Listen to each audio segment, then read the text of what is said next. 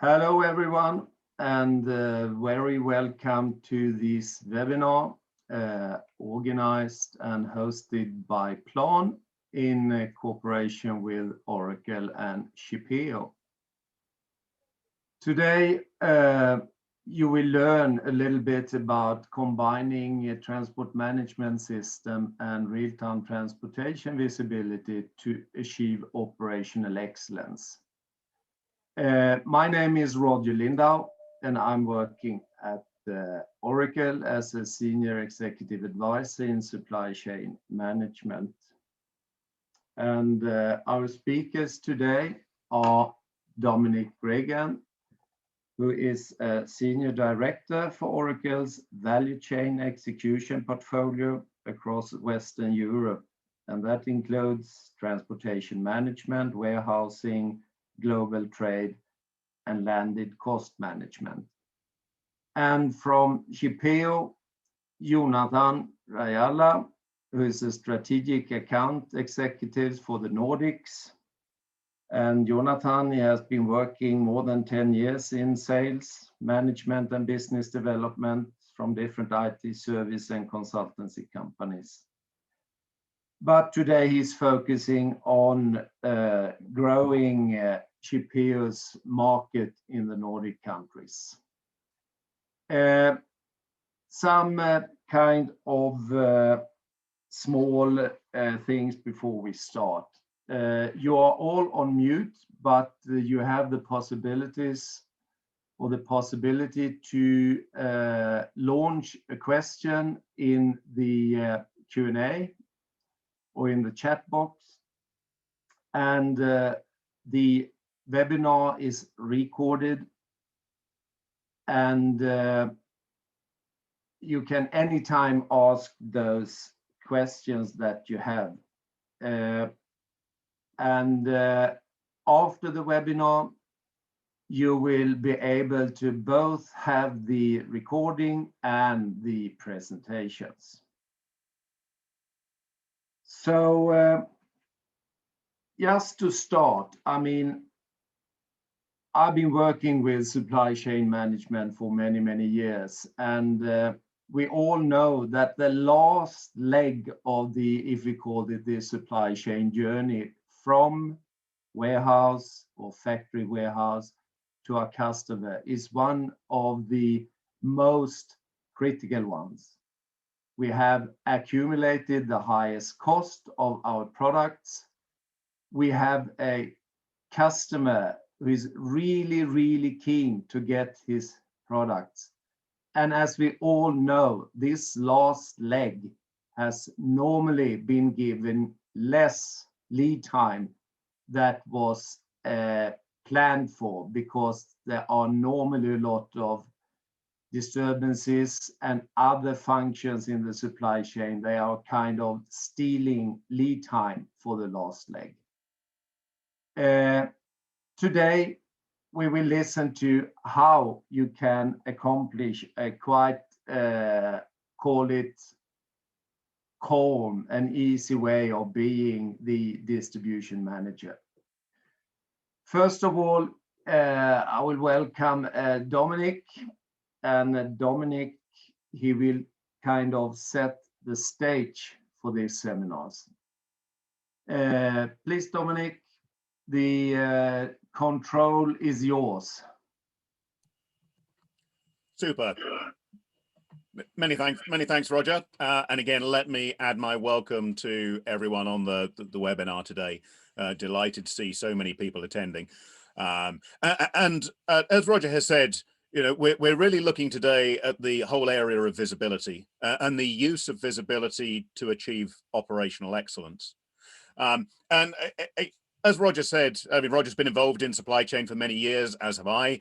I've spent 20 years in the transportation sector and 15 years prior to that in the warehousing software market. And if I just look at the transportation area, over that time, people have been looking at visibility, but the nature of that visibility has changed quite significantly. So if I went back 20 years to the conferences that I used to attend, visibility was just about knowing perhaps that a truck had departed, and then maybe knowing that it was en route, and then knowing that it had arrived. Of course, these days our expectations on visibility have moved forwards. These days we expect much more accurate, granular and real-time visibility. Visibility both in terms of the shipments themselves, as well in many cases in terms of the cargo. And we expect visibility of a lot more, not just physical position, but to say perhaps the environmental conditions of the cargo, even down to the activities of the driver, to look at things like driver behavior. But maybe let me start, if we just move forward a slide, just by setting the scene and understanding what's going on today. So say if we look at supply chains, as we know, have become very much more complex.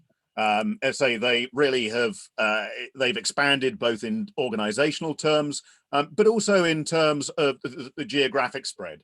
And we see a representation of that here. So as I say, we're very familiar with the supply chains that we work with during our professional lives, but also the supply chains we get involved with from a personal point of view. And of course, say supply chains have become increasingly complex. These days, it's not necessarily sufficient just to have visibility of what's happening with within your own supply chain. You also need to understand what's going on across extended supply chains. And so again, that's one of the other factors that has really affected visibility. But if we just build this slide, say we can look at some of the things that in terms of the customers that I'm talking to that really are sort of top of mind. So if you could please just move forward a slide. Thank you. And so we see those here. So things such as the customer centricity, say supply chains these days, you can't have a one size supply chain fits all. You have to look at a supply chain that where you take your customers, you break them into different segments, and you gear the supply chains to those individual segments. Now, what do I mean by that? Well, for some of the segments of the customer base, it might be about achieving everything at least cost. For others, it might be more about convenience. So they, in fact, say we find that customers will in fact pay a premium to have a delivery at a time that is more convenient to them. And clearly those changes in customer behavior have an impact on the supply chains that we run. Of course, also we're seeing changes in terms of the parties that get involved in supply chains. So you can also see on here things like digital freight broking and the crowdsourcing. And it's not necessarily that the customers, the corporate customers, the shippers are moving over entirely to these types of service provision, but certainly they're featuring more and more as one of the options they have available. So for example, they might contract with their main carriers and they'll even integrate with those electronically. Then, as we'll see, they like to go out to a carrier community so they can go to a much broader base. But beyond that, say there's also now entering into the market this idea of digital freight broking. So being able to sit between the shippers, so the people who own the freight, and the logistics companies, the people who are moving that freight. Being able to monitor all of the activities that are taking place there and being able to act as a broker between one party and the other, including things like sort of monitoring the average cost on a particular lane of transport. So again, all of these type of areas are adding increasing flexibility to the supply chains that we run today. Of course, as well as having visibility, what we'll see later on is that we actually then have to do something with the visibility. And I say we typically think of, say, visibility answering the question of where's my stuff. And of course, that's very important, particularly when it comes to customer service. But that data that we capture can also add significant value to other activities within the supply chain. And I'll talk about a couple of examples of those as we move forward through the presentation. So really today, what we're going to focus on is the one that you see here at the bottom right. So we're going to be talking around increased visibility and the value that can add to the supply chain and to the proposition, if you like, that we're taking through to customers. So if we just move forward, please, Roger.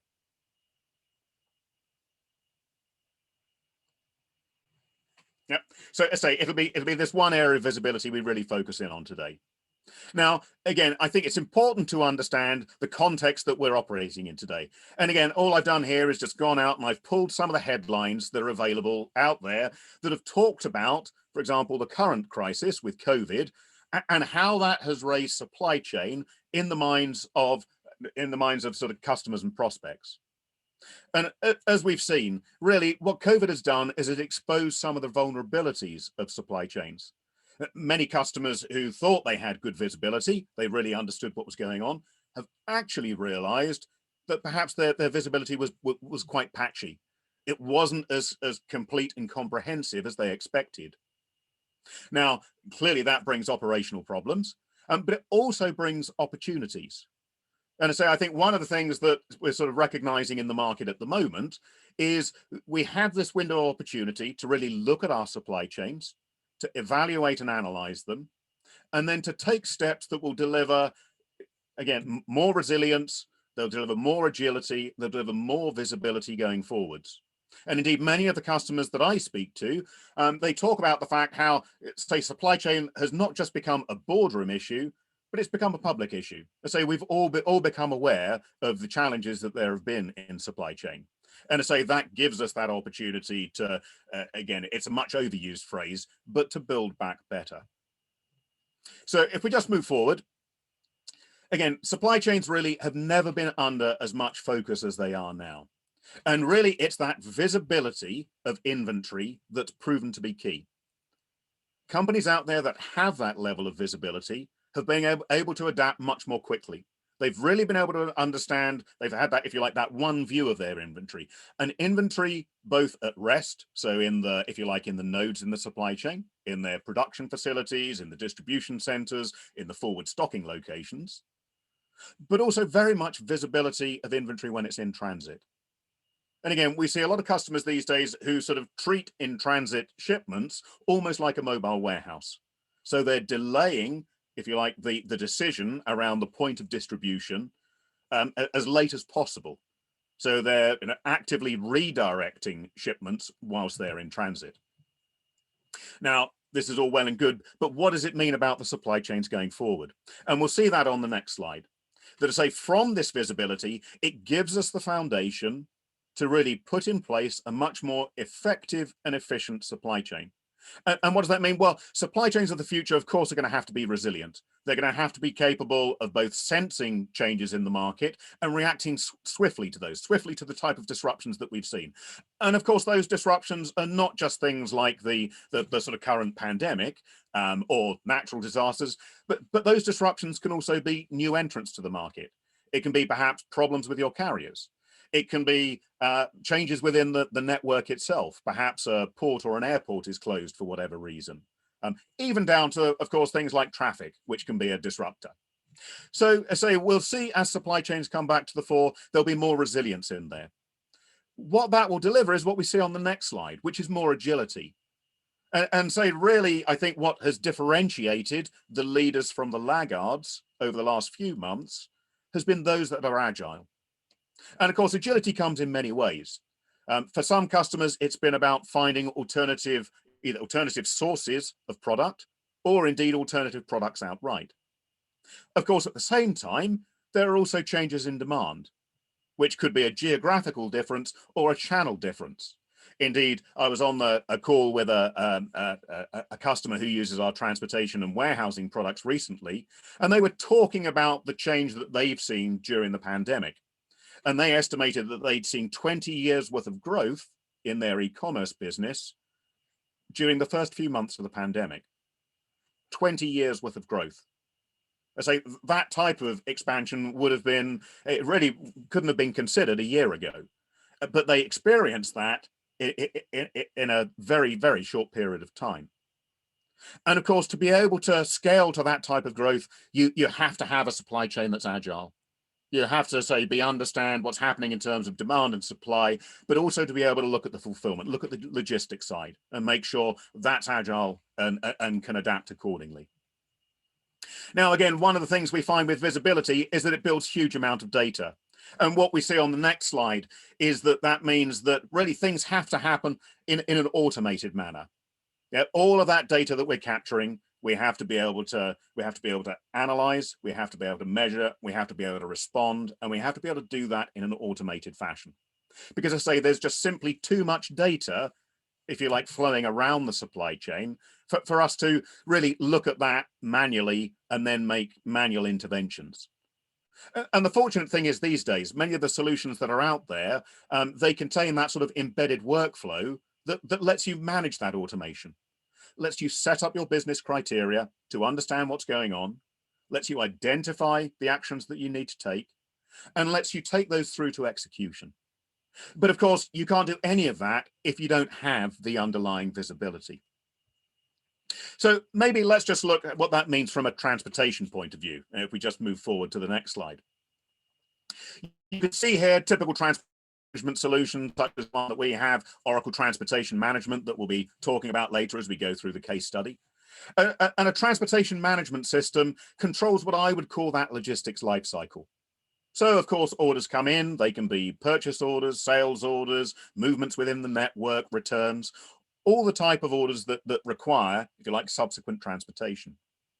Now, again, it's important to have visibility there, because it may be that when you're going to ship the products that come off the manufacturing line, you need to procure and secure the necessary capacity. So say visibility comes in right up front. Of course, having got those orders, you can then plan and execute them. So again, you follow the business rules and criteria. So understanding different modes, different carriers, different service levels, understanding things around maybe pickup and delivery time, product compatibilities. So all of the things that typically logistics planners would have in their heads. So all of that needs to be codified and configured. From there, of course, we create shipments. And the shipments are the work that the logistics providers or indeed an own or dedicated fleet are going to do. They're going to do that to get the product from where it is to where it needs to be. Of course, if you like, having made that selection, we then need to secure the resources with those carriers. And then we really move into the heart of what we're looking at today, the execution. So understanding exactly where those shipments are. Are they early? Are they tardy? Are they late? Understand the conditions of those, because I say increasingly that inventory that's in transit is being viewed as something you actively want to, if you like, influence what happens to that. So again, it may be that you're shipping product out and it's only when it's en route that you determine the final destination, or you switch the customer because of changes in customer demand. Of course, with all of that visibility that's out there, we need to monitor that. We need to see what's going on. We need to act and react to events that happen, events that don't happen, and maybe also events that have a time-based factor to them. So what do I mean by that? Well, events that happen, the carrier arrived, they picked up the shipment, and they've departed from the distribution center. Of course, events that don't happen, where we expected perhaps a carrier to turn up, and then they hadn't turned up within 20 minutes of the appointment time. So we need to monitor things like that. Because again, if we understand those type of exceptions, we can make that supply chain much more efficient. And of course, the time-based events, perhaps when the carrier turns up, comes through the receiving area, we might want to start a clock ticking. Because if we don't unload them within 30 minutes of their appointment, perhaps we start paying detention charges. Yeah. So again, visibility can serve the operation in terms of efficiency in multiple ways. Of course, we monitor that all the way through to completion. And then in a TMS, you need to understand both the service that you asked for, so the expected service, but also the service that was actually delivered. So you then want to make sure when the invoices come in, or if you're doing a self-billing process, that you're paying the right amount for the appropriate service that was delivered. Now, again, this visibility, as you can see here, comes in all sorts of different ways. Again, with those sort of core carriers, you might do things through EDI. That's still a way that some customers are very sort of familiar with working. Of course, carriers can also come in over the web. They can enter information there. They can accept or decline work. They can also do that through things like mobile devices. So there are tracking devices out there that will track the cargo itself. So they'll track the position and maybe also the environmental conditions. So let's say it will look at perhaps temperature or humidity, or whether it's been involved in any sort of shock type events. But then the majority of that visibility is provided through, say, partners who connect up to all those carriers. They aggregate all that data, and then they pass it through to a TMS. And of course, that's really what we're looking at today in terms of the work with Shippeo. So I think it's important to understand why, if you like, that visibility is so key.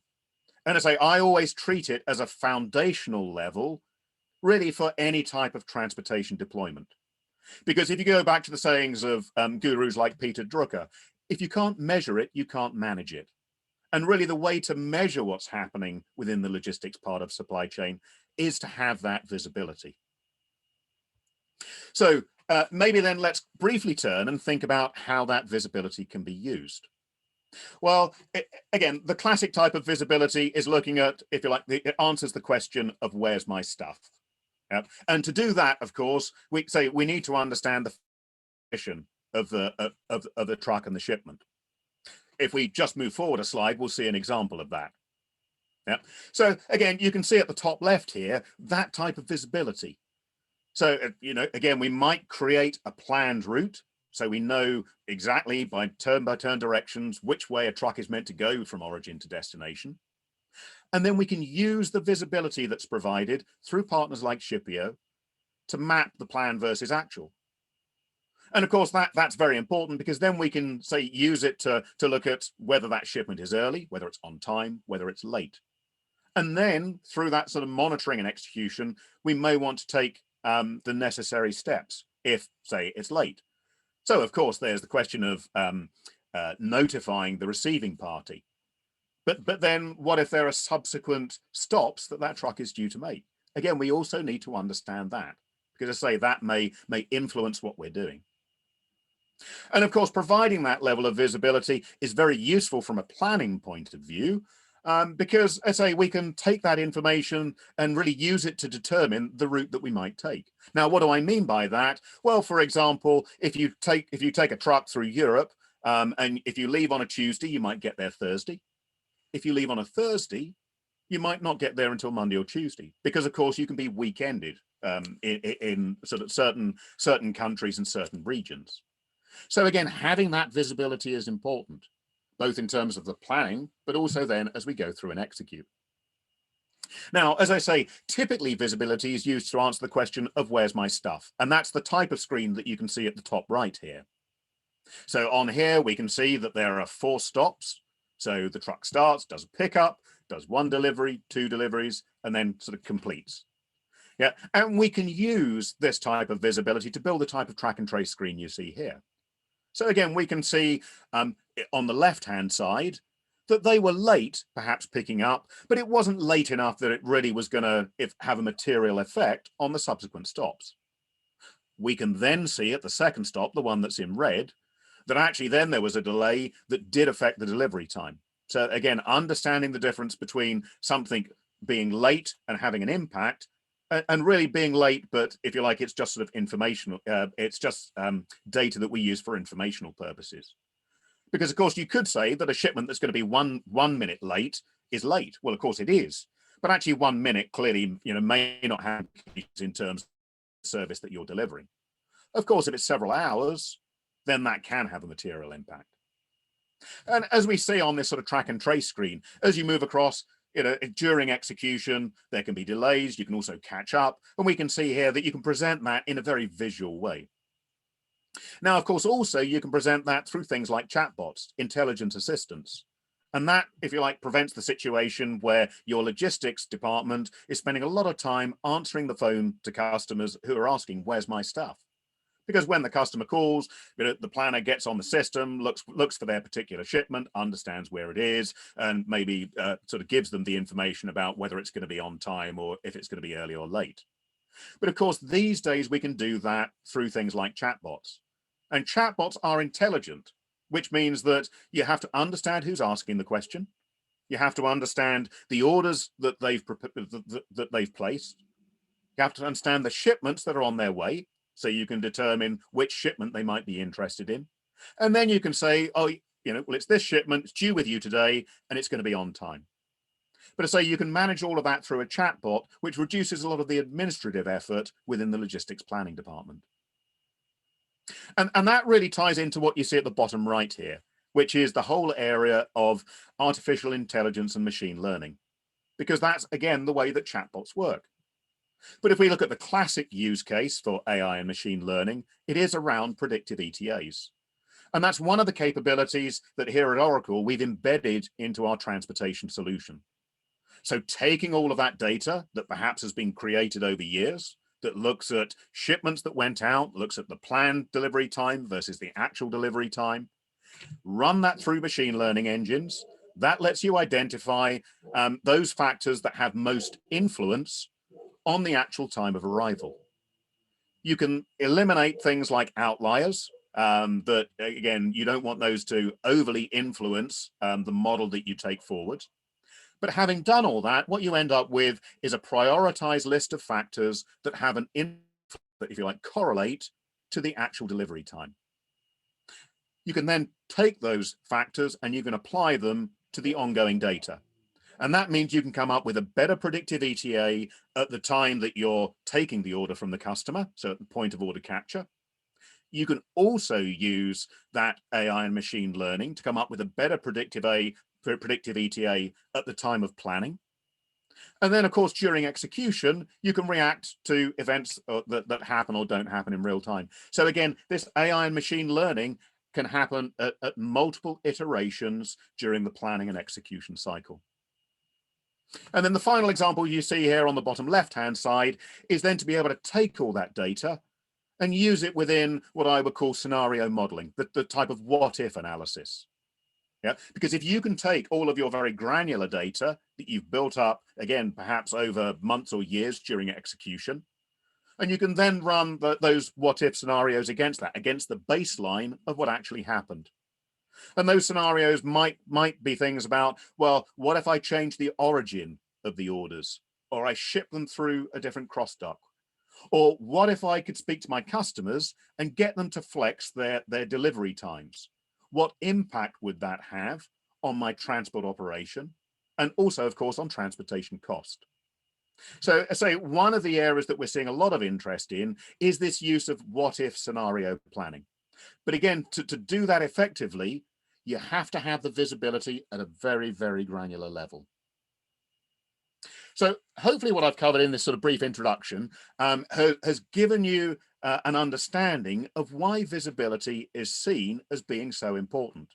And of course, it's important not just to logistics and not just to transportation, but important to the supply chain and important, of course, to the promises that we make to customers. So what I'd like to do now is we'll just run a brief poll. So if we move forward a slide, we'll run a poll here. And the idea of this is perhaps to give your thoughts as to what you might perceive as really, from what I've talked about, the benefits of that real-time visibility. So you can see the options here. There's 6 options there. It's a multiple choice. So if you feel they're all important, you can select them all. If there's ones that you think that visibility, say, delivers particular benefits, then select, say, just 1 or 2 options. So we'll just give you a sort of 10 or 15 seconds to put those answers in now. So please start casting your votes.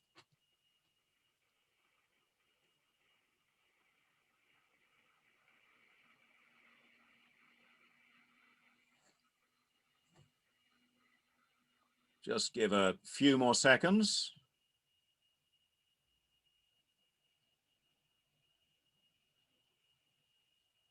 Right, so I think that the number of respondents is slowing down.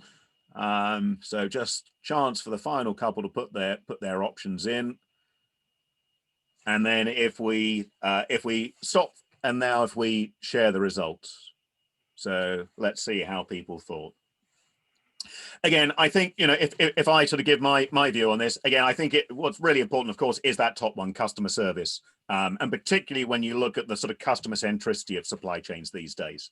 I think, you know, all of us in our personal lives, you know, when we're buying things over the internet, you know, we place an order and we expect it to be delivered. We expect that perfect delivery. Say we expect the right product, right place, right time, right quantity, right condition. And I say we've been, if you like, nurtured into that expectation of having that great customer service all the way through from capturing and orchestrating the order through to actually getting it in our hands. And of course, that transcends through into the business to business market.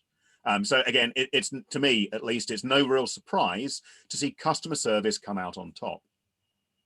However, we can also see, you know, if you like, you know, other options that, again, are clearly important. Things like that sort of reporting and analytic potential. And again, I think, we see that generally, certainly in the corporate world, that what we're doing is, because we're generating all that data, we're trying to find ways that we can maximize the value of that data. And of course, we need to do that in a time scale that makes the results meaningful. And that also comes through in things like the incorporation of the real-time data into tactical planning. Again, I think, that era of capturing data and then go away and aggregating it, and then presenting it to another solution to interpret, and then taking those results and trying to figure out how you apply them back to reality. So these days, people don't expect that to happen. They expect to be able to take very, very detailed data. They expect to be able to analyze it, use it for planning and modeling, and then take the results, take meaningful results back and put them back into execution systems. Now, I won't go through all of these, but I think that the one that perhaps attracted the fewest votes, reduction of inventory, that's an interesting one for me. Because many of the customers I've worked with, they see visibility, if you like, as it's providing a way of mitigating holding inventory, because typically holding inventory is a hedge against uncertainty. Yeah, you hold inventory because if you don't, there's a risk that you won't be able to meet that customer service level. So again, one of the things that I find with visibility type projects is, because you have more visibility and you have more trust in that visibility, it means that the level of safety stocks across the networks starts to reduce. And again, that's something that's very often part of a visibility business case. Yeah, so with that, I hope that sort of has given a good feeling as to why, certainly at Oracle, we see visibility as being absolutely foundational to supply chain efficiency. What I'd like to now is pass over to Jonathan. So Roger and Jonathan, over to you. Thank you very much.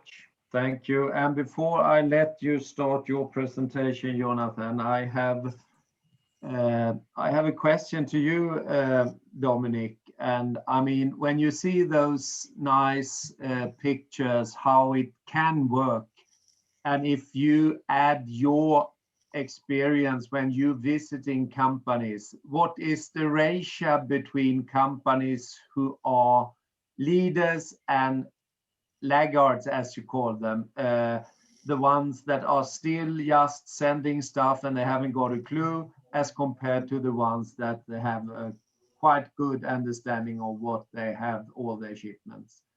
Yeah, it's a very good question, Roger. Again, I would say that just, over the last 20 years, the recognition of visibility has increased significantly. But in many cases, for many of the customers I work with, if you like, whilst they want visibility, they're not necessarily managing that visibility themselves. So they might still be reliant upon perhaps the visibility solutions of the logistics providers they work with. Now, again, I mean, many of those logistics providers are our customers, and of course, they can provide visibility, and many of them provide excellent levels of visibility. But the problem, if you're a shipper, if you're working with more than one carrier, then very often you're trying to aggregate the different types of visibility you get from the different providers. And that's really been one of the, if you like, one of the key drivers behind visibility projects, is being able to want to be able to bring all of that visibility into one place, and effectively sort of let you compare apples to apples, as it were, both in terms of the service that you're offering to the end customer, but also in terms of the service you're receiving from the logistics providers that you work with. I would also say that there can be some industry differences there. Certainly industries, I mean, retail, of course, we would all expect to be very, very focused on visibility because of things like the growth in e-commerce. Consumer goods companies, I think also because they're getting closer to the consumer, they have a strong focus on visibility. Maybe perhaps the more traditional industries, the sort of, heavy manufacturing, there perhaps it's less prevalent. I say they're not necessarily gaining the, not even real-time visibility, but not necessarily having the visibility of anything that's happened from the point at which something ships to the point at which it's received by the customer. Now there are exceptions to that. We work with a very large paper producing company up in Finland, and they're shipping huge rolls of paper around the world for things like newsprint and other print media.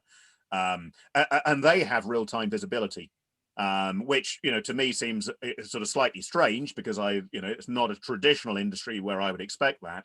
But when you ask them, they're providing that level of real-time visibility because the end customer, their consumer, is demanding it.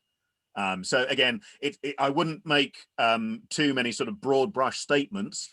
So I say, whilst I do see, some industries perhaps having more visibility than others, even within an industry, there are very often the leaders within there who recognize how key visibility is in delivering that perfect delivery and the perfect level of customer service.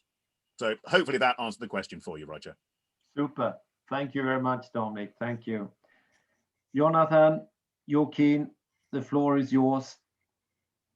Thanks a lot. And let me, from my side, of course, first also say very welcome to all the attendees, and a big thank you first to Axel from Plan and to Roger and Dominic from Oracle for organizing and co-hosting this webinar with us here today. Before we jump in to the actuals about Shippeo's real-time transportation visibility platform and solution and the coexistence with the Oracle and their OTM, I wanted to give some brief, quick numbers and informations on Shippeo as a company, as you might not all have encountered us in the past. So Shippeo, as we describe ourselves, are the leading supply chain visibility partner in Europe.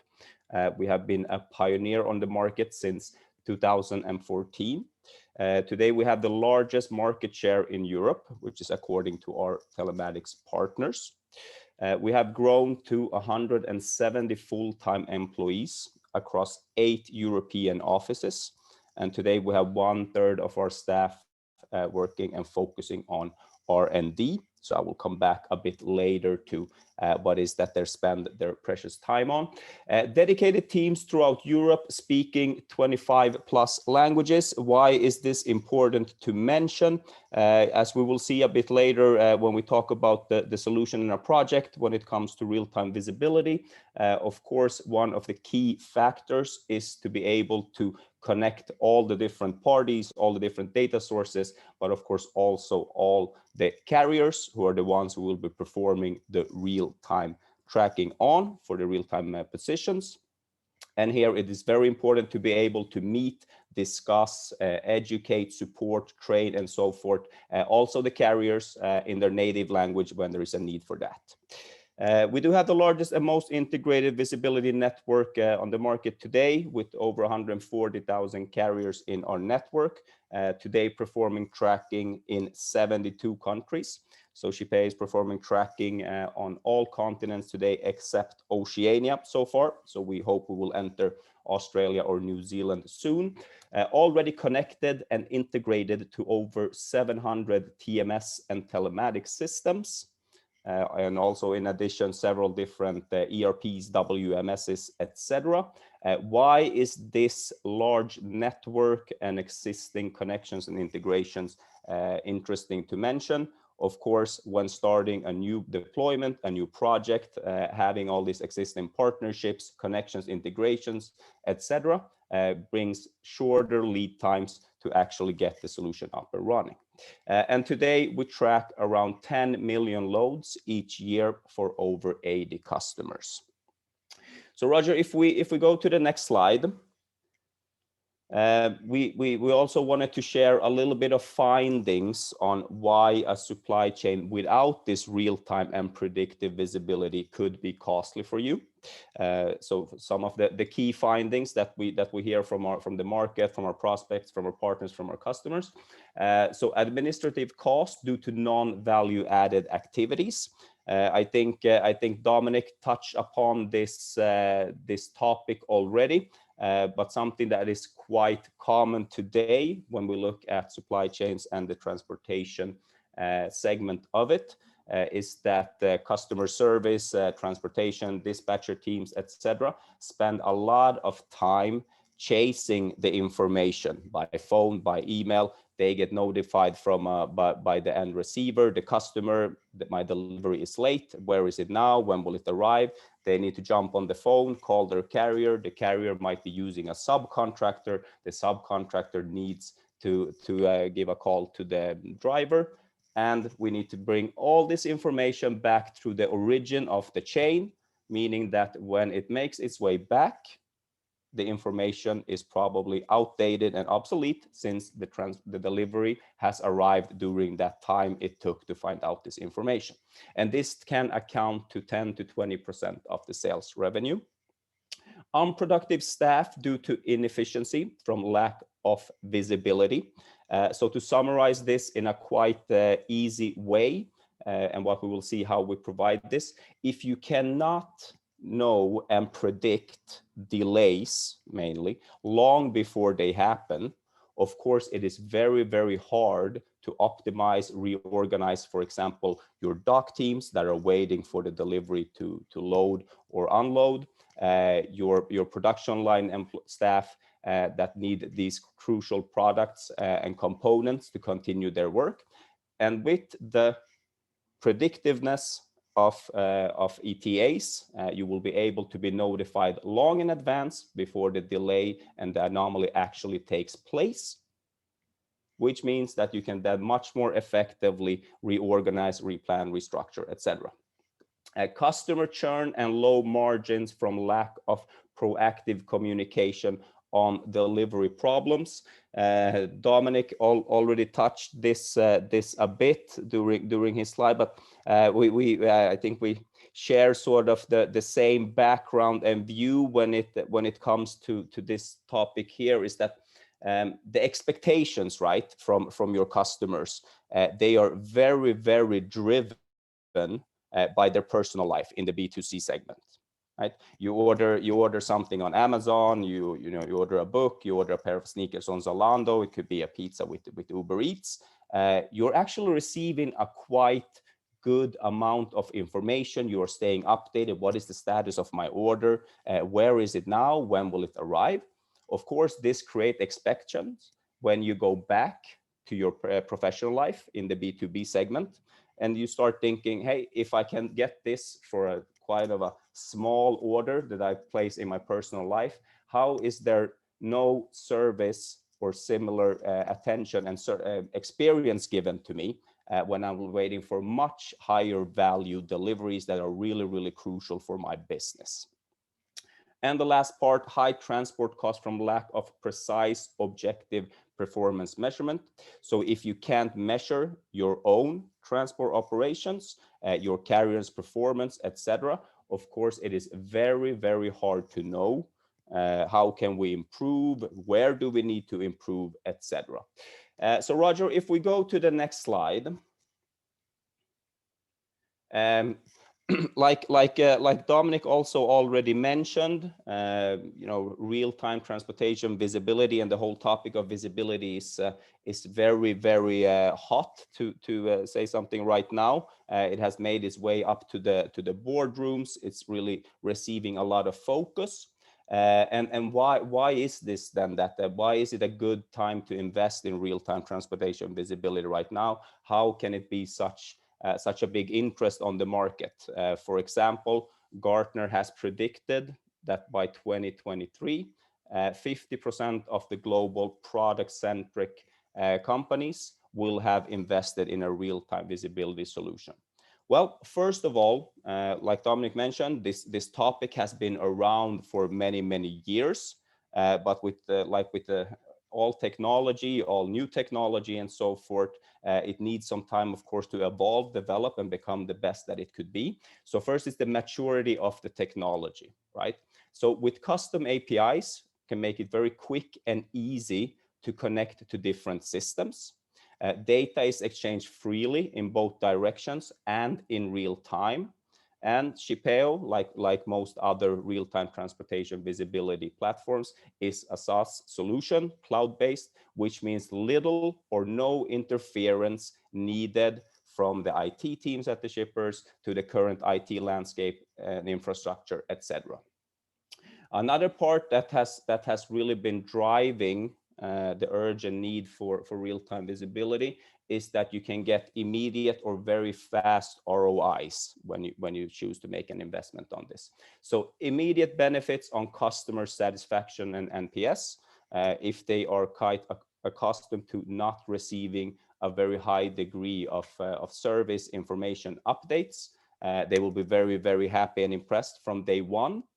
And 10 to 20% of administrative cost reduction. So coming back to the example I gave earlier with the dispatchers, the customer service, the transportation teams chasing this information, making a time-consuming process. Here we have it automated. The information, the positions, the expected ETAs, etc., are available at your fingertips and also available to all the different parties that might be relevant for this. And once again, coming back to the carrier part of this segment. Once again, I like what Dominic said. You might be working with one carrier. Okay, it might be you might get the service you need from there, but this is not the reality for most shippers. You are using several different carriers. That's why this is a very crucial part to get, once again, the carriers onboarded with the solution, since they are the ones we will be tracking in real time, and then we can apply the different tools and methods to calculate ETAs. So it's very important to also mention and be able to communicate the value a real-time transportation visibility solution brings to the carriers. So I mean, they will also have a reduction of manual tasks. They will have access to the same platform, to the same data, to the same results, the same performance as their shipper, which also, of course, leads to much smoother, leaner, better discussions, negotiations, contracts. And since they can, through this, also provide a better customer service, this will give them more business in the future. So Roger, if we jump to the next slide. I just want to give a very quick overview on Shippeo's platform and how it works. So starting unconventionally from the bottom, moving upwards today. So the first step is what we call collect, where we collect real-time data from all modes of transportation. We'll share a bit more details on this quite soon. Then we have the connect part, which is integrating all the different parties, all the different companies, all the different data sources, all the different IT systems, etc.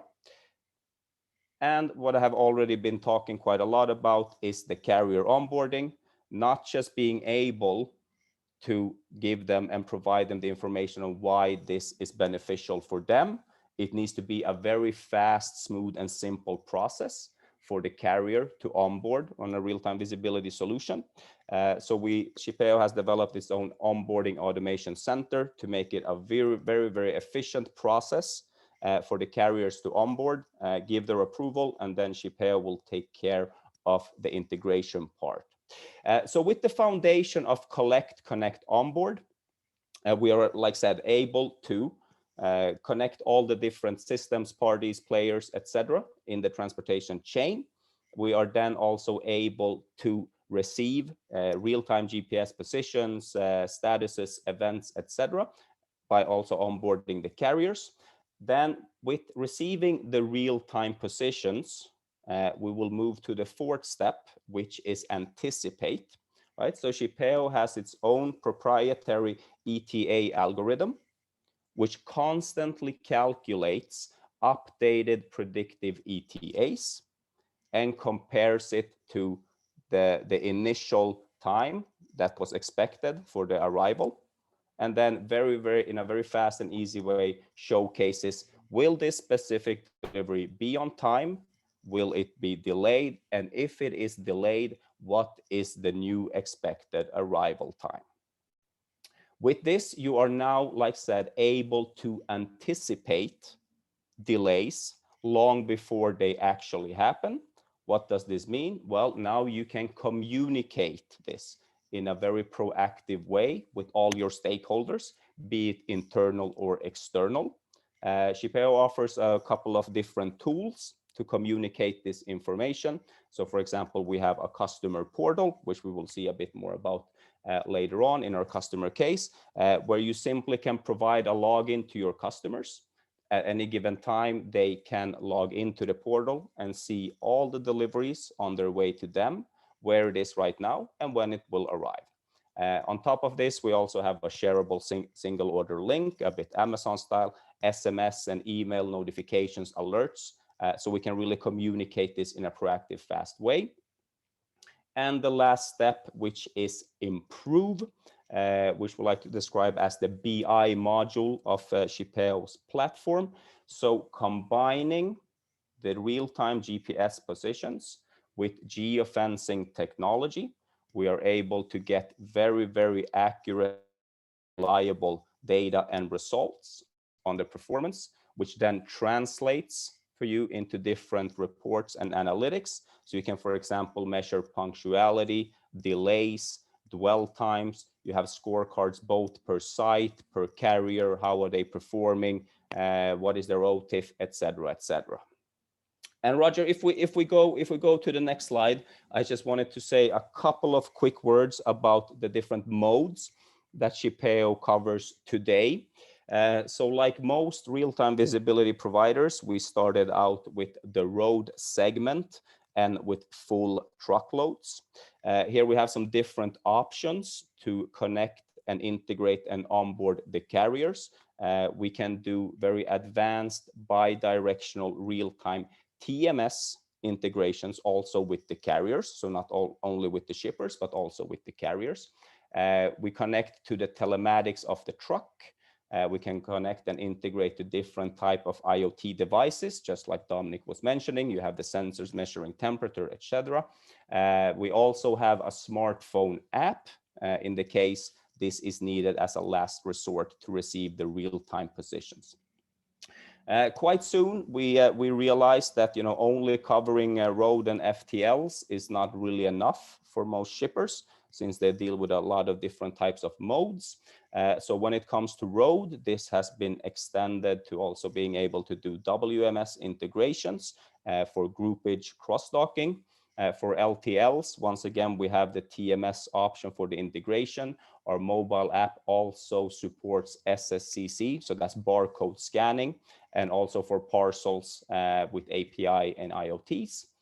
And we're also active in the maritime part of the transportation modes, where we here through AIS and shipping line connections can get the statuses, but also the real-time positions and apply the predictive ETAs, as well as integrated with several different port terminals, meaning that we can get the event-based updates to know the status of the vessel and the container. I hope this has given you a good overview of what Shippeo, who we are as a company, how our solution works. So Roger, if we move to the next slide, please. I will jump into a bit about the wonderful partnership and existence of OTM and Shippeo. So Dominic has already given you the overview of what you get here with OTM. You get your capabilities, your full life cycle to plan, execute, settle. And how we see it from Shippeo's side in our partnership with Oracle is really with the execute part, right? Where we can come in and give very, very fast benefits and really enrich the functionality and the data. So Roger, if we go to the next slide. So this is once again coming back to a slide you might have seen a bit before, but what I do want to sort of express with showing this slide again is that yes, Shippeo can be one of different sources and add-ons to really enrich the data. We do not once again go in and interfere or intrude on the IT landscapes and setups and architecture, since we are cloud-based, and with Oracle and OTM, we also have an off-the-shelf integration, meaning that there is a fully functioning connector, which can be utilized by the clients that are using both solutions in coexistence. So what we talk a lot about is receiving, this real end-to-end visibility, right? We want to be able to cover all parts. And from our side, we see that adding this real-time positioning with the addition of these very advanced predictive ETAs is something that can really enrich the data, the information that you have available, and of course bring you all these big benefits. And especially coming back to the poll there, I would say for me it was not a big surprise that superior customer service was the clearly leading one. Very common for us to hear that this is one of the main drivers for our current partners, customers, and also potentials from the future. If we do think a little bit about the future and also what Dominic was mentioning, so yes, looking at the execute part and really enriching with the real-time positions, the events, with the predictive ETAs. There's of course also other complementary stuff where we work very good hand in hand. So with the results and the performance and the reports and analytics that you receive through our GPS and geofencing technology, you can of course use all this data and this information to then optimize your planning, since you will have gained more insights here on how your carriers, your lanes are actually performing. And also what was already a bit touched upon when it comes to the invoicing, of course, this could be sped up by having the actual results when they actually occur, not having to wait on declarative data, for example, from your carriers. So Roger, if we go to the next slide, we have created a small screenshot here on how we can coexist and how that can look for the users of OTM and Shippeo in combination. So really, once again, Shippeo feeding in the necessary and the data that is important for the shipper that is using OTM to really the full picture, the full landscape, and so forth. So Roger, if we go to the next slide, just to sort of summarize this, how this could look, and we look from an architectural point of view. So integration connection through via Oracle OTM and Shippeo, and then Shippeo further on connects with the carriers. So we take care of the carrier connections. First of all, very important to keep in mind for the transport order life cycle, right? So the transport order is planned, it is finalized in OTM. Automatically, it makes its way to Shippeo. From Shippeo, it makes its way to the correct carrier. The carrier will then accept or reject the order. When they accept the order, this is when they perform the actual pairing, meaning that they assign which asset will be performing this specific delivery. So which truck, which license plate, which driver. And then 1 hour before, so staying very compliant with all GDPR and data privacy rules, 1 hour before the loading time, Shippeo starts its tracking on the asset. So either via the carrier TMS connection, the telematics, or the Shippeo mobile app, which means that we then receive both the positions and events into Shippeo. And once again, we can then push them back into OTM, so you really get this enriched picture and data. So that was what I was going to cover regarding Shippeo and OTM. So what we will do now is that we will jump into a customer case. So Roger, if you please, thanks a lot. So the customer case we will be looking at today is Leroy Merlin, which is a big European do-it-yourself retailer. They initiated, let's call it this journey when it comes to their transport operations and really achieving that operational excellence via deploying a TMS, which was Oracle's OTM. Their other goal was to decrease carbon emissions, but then for the transport track and trace part, they chose Shippeo as their partner and solution. So Roger, if we go to the next slide, we will see a couple of just quick key numbers regarding Leroy Merlin's transport organization.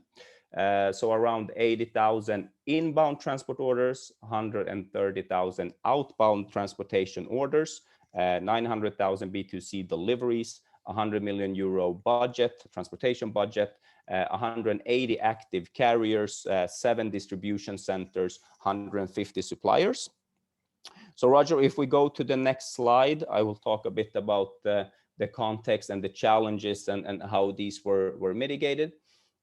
So what we can add to the key numbers there, 140 stores to deliver to daily. So what were the challenges that Leroy Merlin faced with missing this real-time and predictive visibility?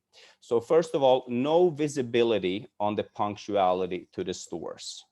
They did not have the data, they did not have the information about how their punctuality was when it came to the store deliveries, what they had to measure, what they even were supposed to have as a base to measure the punctuality.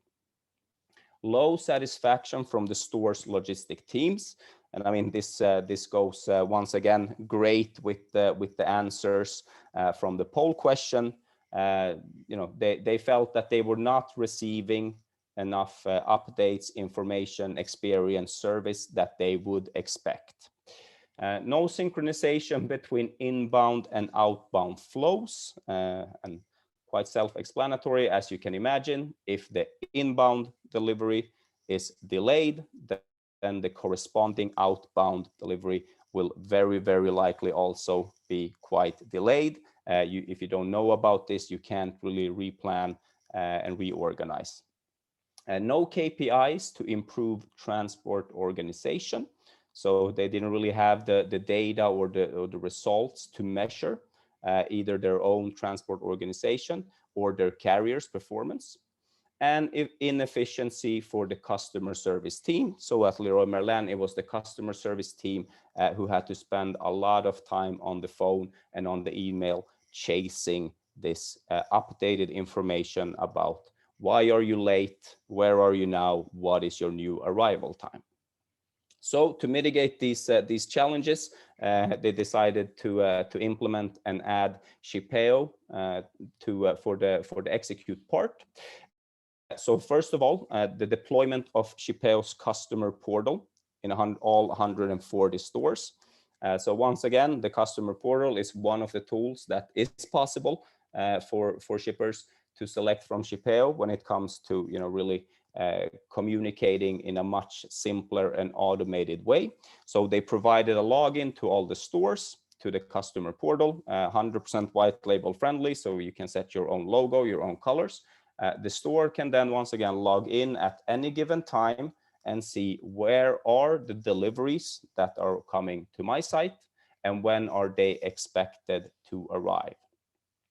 With launching this, they also got a foundation for how they could and would measure the punctuality on the store deliveries, and saw that they were managed to achieve a 20% increase when it comes to this.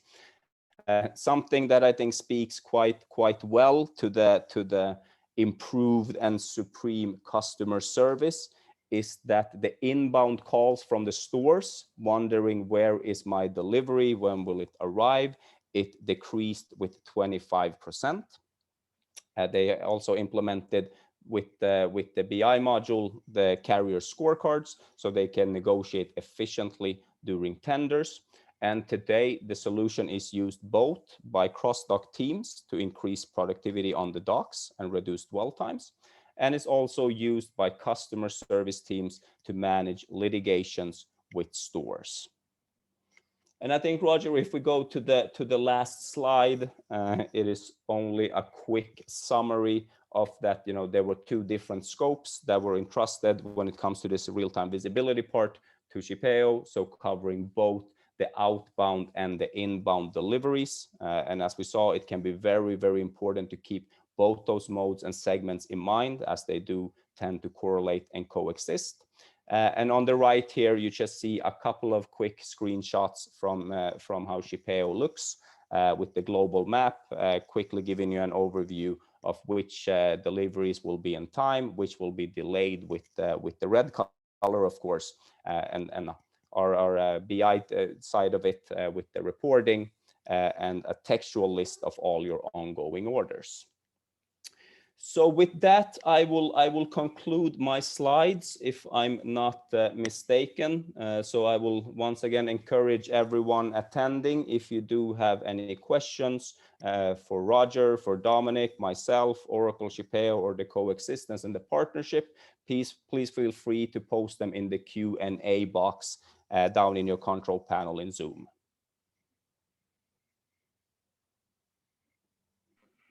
Great. Thank you very much, Jonathan. And I will start to fish in the different boxes here, because there are a number of questions, and some of them has been a little bit answered, but there are some that are a little bit more complex. So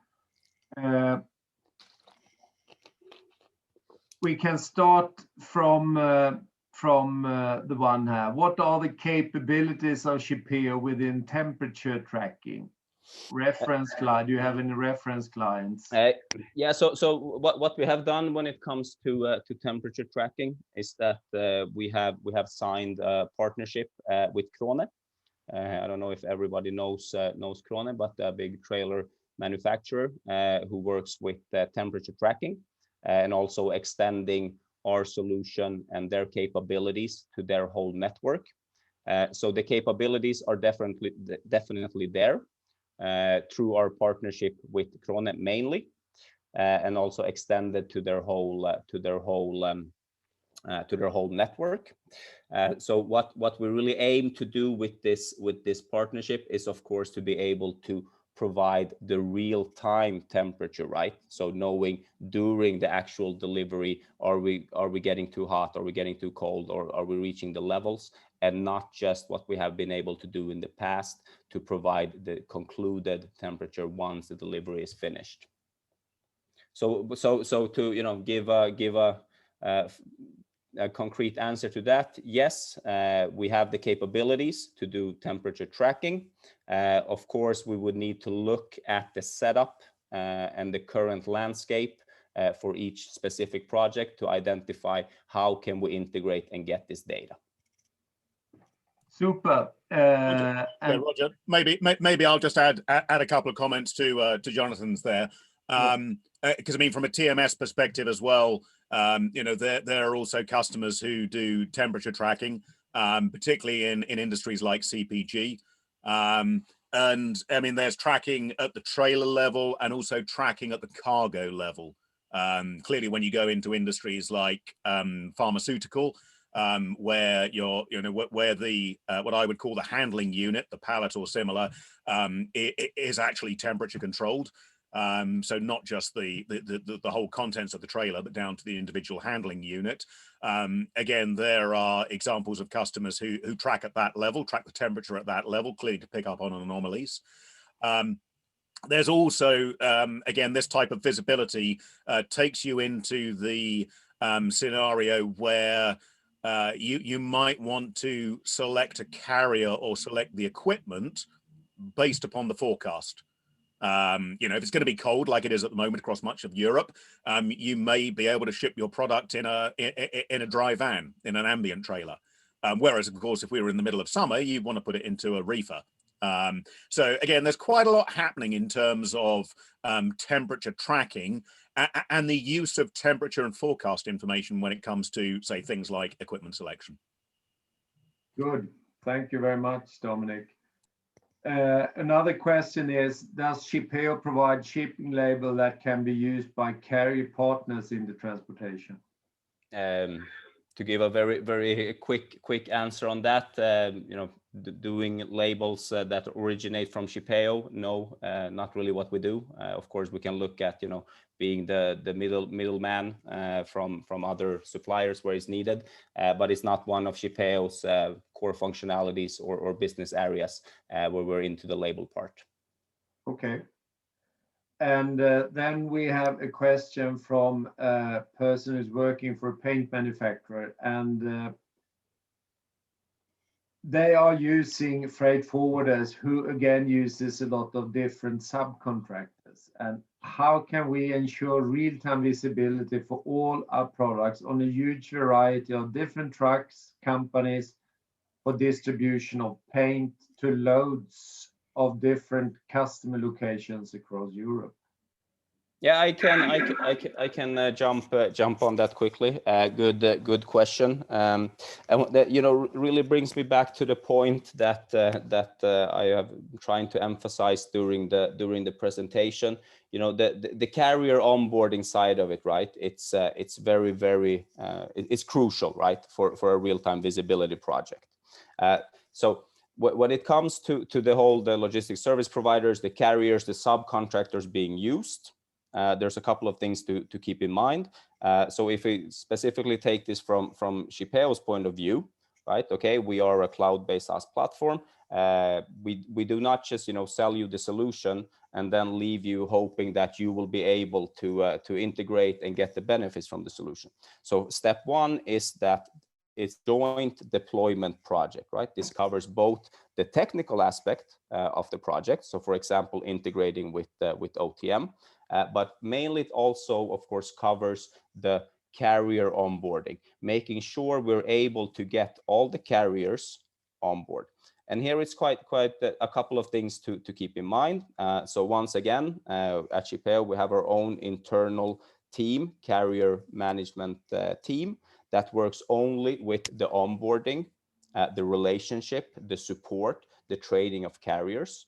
When we talk about Europe, several different languages. This is why we cover so many languages, to be able to meet these requirements when it comes to native languages in different parts where you might not get as far with English.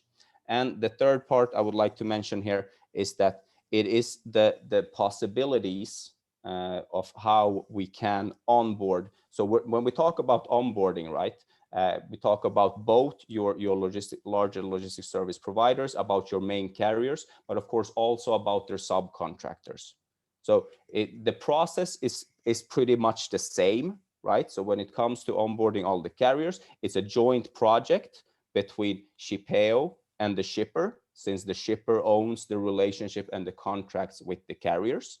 And when it comes to onboarding all the subcontractors for the carriers, then we add one more party to this joint project, right? Because then it's the main carrier who owns the relationship with the subcontractor, meaning that, you know, they will have to be there to communicate, inform, push, etc., that we need you to onboard on Shippeo, and Shippeo will then in the same way take care of the technical connection. And once again, this is also why we have found it very important to be able to offer all these different types of connections, right? So larger, more complex TMS integrations also with the carriers, of course, since they will have all their carriers in their TMS. When they add a new one, when they add a new subcontractor, for example, since we have a bi-directional real-time TMS integrations with the larger carriers, all updates are instant on Shippeo, meaning they will also be instant on, for example, OTM. And then the other possibilities with the telematics, IoT devices, mobile app, etc. So I hope that was an answer to your question. Yeah, again, Roger, maybe just a couple of comments from my side to add to Jonathan's very comprehensive answer there.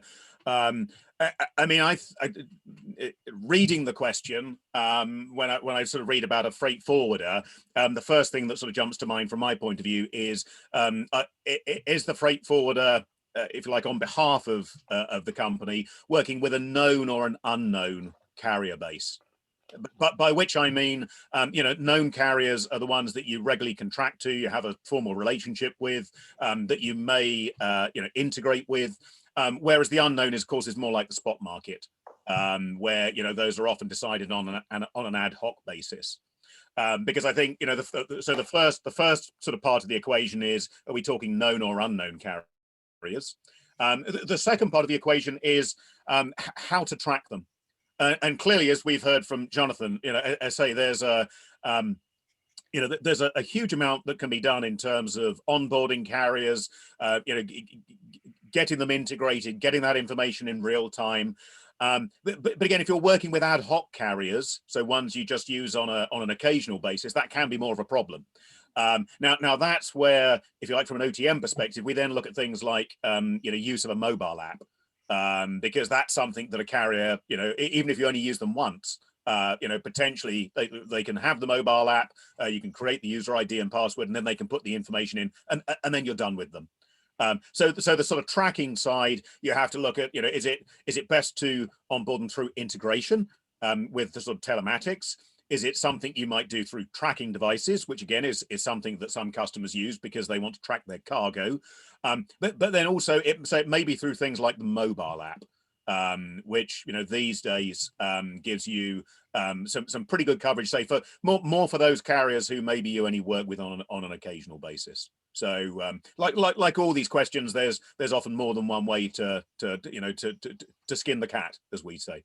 Not that I'm suggesting we skin cats. So yeah, thanks a lot, Dominic. And you know, just you know, coming into the spot side of things, just like you mentioned, the possibility with mobile apps, and Shippeo's mobile app Cockpit 360 also has a solution for spot charging, meaning that the driver, you know, very short time in advance can download the mobile app. They will then receive a digit code from an SMS, which they enter into the app, and then we can associate it to the correct transport order. Great. Now I have another quite complex question, and that is about data quality, which assumable is one of the big challenges for most implementations when using many different carriers, 4PLs, modes, etc. So what is Shippeo doing daily, weekly in order to improve this? And what do you see as mostly lacking at the organization owning the transported goods to facilitate this? Okay, let me try to dive into this. So yes, of course, data quality is of course very important key topic when it comes to this type of real-time and predictive solution. So a couple of things that I can mention. So for example, automatic data cleansing to all the positions that we receive with our own, you know, different alert and notification systems. So to give a quite silly example, but if we see that a truck is in Gothenburg, and then 5 minutes later it is on the coast of Costa Rica, we know that, you know, this is not data of high quality. This should not be included in the solution, in the system with the data, in the information, etc. To further on come on to this, a 24/7 monitoring of each integration that we have to see that they are up and running. But when it really comes, what it comes down to when it is the data quality, what I also want to come back to is, once again, you know, our work we do on the carrier onboarding side, with not only onboarding them, but also then maintaining the relationship, making sure they use the solution in the correct way, or they're using the mobile app, or, you know, do we have any flaws in the telematics integration that we need to look into from Shippeo side, but to really offer, you know, continuous support and training also to the carriers, so not only to our customers, but also to the carriers, to make sure that the solution is used in a well-working way and the data is of high quality. Good. And then we have some more questions. It's like Christmas, you know, the packages will never end. How is information transferred on new ETA when something goes wrong, like a truck breaks down? Okay, I can jump on that as well. So you know, basically our ETA algorithm, it calculates updated ETAs within on average every 2 to 3 minutes, a bit depending, for example, on the telematics editor and the frequency they can send out their GPS positions with. But sort of this means that every 2 to 3 minutes on average, you will get an updated ETA. And of course, it will take into calculation that a truck is standing still, for example, because it has broken down. Good. Yeah, and from a sort of TMS and OTM point of view, clearly that information would come in from Shippeo, so that, you know, it would provide that updated ETA. we get that in as what we would call a sort of shipment status update. So much as we might get the position of the the lat long of the shipment, we can also take in things like those revised ETAs. And then, of course, from an OTM perspective, that one shipment might be connected to other shipments. It might have maybe it was a delivery to a port, and for a particular sailing, or to an airport for a flight, or maybe there were subsequent stops in there. And that's where having that information come in from Shippeo is really, really valuable, because we can look at that and then use, again, the sort of exception monitoring capabilities to identify the impact of that revised ETA. And then, if need be, either take the appropriate actions, or to bring the appropriate actions to, highlight them to the relevant logistics planners, so they then have the information if you like, if they want to make the decision themselves. So again, to me, things like an updated ETA, I say it's a really good example of where that sort of close integration between Shippeo and OTM can just make that whole process more efficient. Because it thinks about the immediate shipment, the immediate truck that's in transit, but also takes into account perhaps, say, how that one particular shipment might impact on others. Good.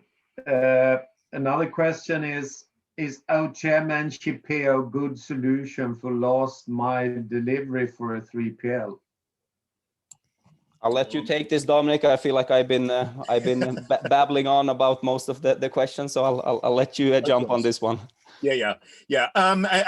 And to some extent, I would say it depends on what you mean by last mile delivery. If you mean delivery to stores, then yes, absolutely. If you're thinking of consumer delivery, so delivery of parcels to, or I don't know, e-commerce, home delivery, online grocery shopping, then my short answer would be no. It's at least from an OTM point of view, that's not the case, because last mile delivery is quite a different transportation problem than, if you like, the business to business type of transportation requirement. If you think about deliveries to consumers' homes, just to take one example, it might all be in the same physical location, a block of flats, or perhaps a high density housing estate, where actually you drive to the location and then you're doing multiple deliveries, even on different floors. And that's a different type of requirement, a different type of planning and execution requirement than if you think of the typical sort of business to business type area. So at least from a TMS point of view, I'd say if you're thinking last mile as consumer home delivery, then if I'm honest, again, it's not the sort of area that we'd be positioning OTM.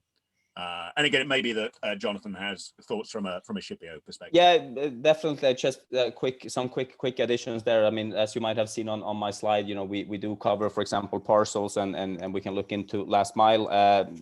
Like Dominic mentions, it's a bit different playing ground, but I would say like this, the possibility is there. For example, you can use the mobile app. As you understand, the mobile app gives you the functionality. Well, it has some other additional functionality, but for the real-time tracking, but also by integrating, for example, with the carriers. But mostly when we look at, if we shift the conversation a bit from last mile to parcel, which it many times translates to, then we will more be looking at a sort of an event-based setup, right? So not with exactly I'm here, I will arrive at this time, possible to the mobile app once again, but with the other integration methods, then we'll be looking more at event-based, meaning that parcel loaded, the parcel left the delivery site on its way towards delivery site. Good. And then there are the second last question, and that is, do you have tracking projects where you struggle with potential blackouts of power or blackout of cooling capabilities, for example, in developing countries? And how is this being dealt with, and are there any additional risks in these circumstances? Maybe I'll take that one. So I work across Europe, Middle East, and Africa. So it's quite a broad region, and there are certainly countries within that region where power blackouts, for example, are a not infrequent occurrence. Now, again, we have customers who use solutions like OTM in those countries. I mean, I'm presuming here we're talking about, say, things like electric power blackouts rather than just a blackout in the truck itself. But to say, to me, that's one of the sort of benefits of cloud, really, is that, the servers can be somewhere else entirely. And of course you still need access, if that could be through a mobile device, which may mitigate some of the challenges with power blackouts if we're thinking of an office going down. But of course many offices, and again I do a lot of work in over in Africa, and a lot of the offices there have independent power supplies. And of course, say, because they're accessing cloud solutions, then as long as they can get internet access in one way or another, they can continue to use those capabilities.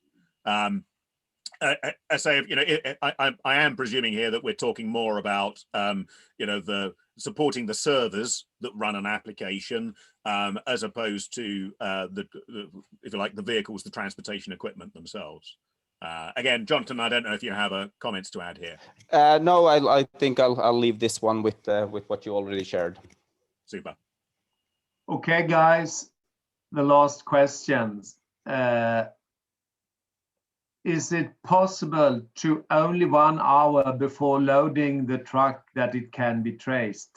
I can jump on this, as I think it's initiated from one of my comments. So as a standard, we start the tracking 1 hour before the loading time, right? Why is this? To be fully GDPR, data privacy compliant, etc. We cannot be tracking the assets 24/7. We can't track a truck, a driver, and so forth 24/7. That would just not be very very regulatory.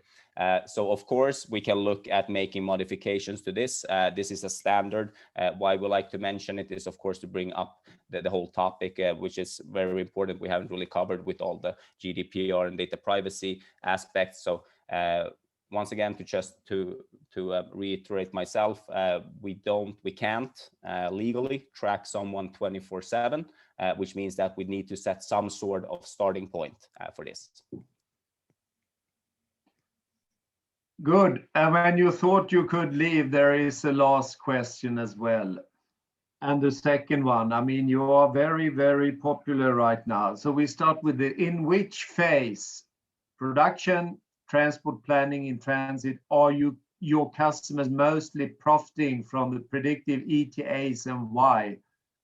The model will be less accurate the further from actual delivery, of course. Are you using shrinking ETA windows too? Yeah, maybe I'll start on this one, because I think I talked about how predictive ETAs can be used multiple times within the planning and execution process. And I say clearly they deliver different types of value in different parts of that process.